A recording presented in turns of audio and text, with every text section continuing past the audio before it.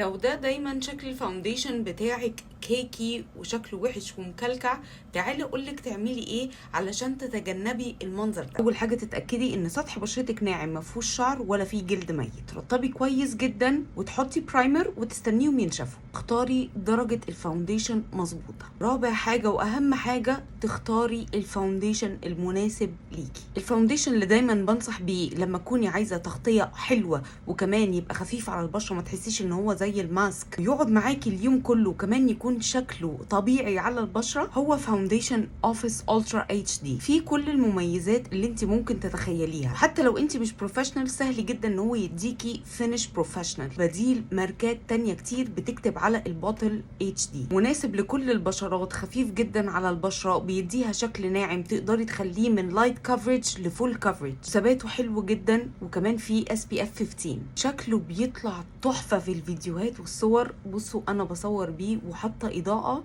مديني شكل فعلا ميك اب سينمائي. المميزات اللي فيه ان ليه درجات كتير. انا هنا خلطت 105 و97. تقدري تستخدميه لو انت بنوته عاديه بتحبي الميك اب، او لو انت ميك اب ارتست بروفيشنال. كفايه الباكجينج بتاعته، وهيساعدك ان انت تتجنبي الكيكي لوك وتاخدي لوك دوي وناعم، لان هو فيه مواد ترطيبيه بتدي الاستيسيتي للجلد. انصحك بيه.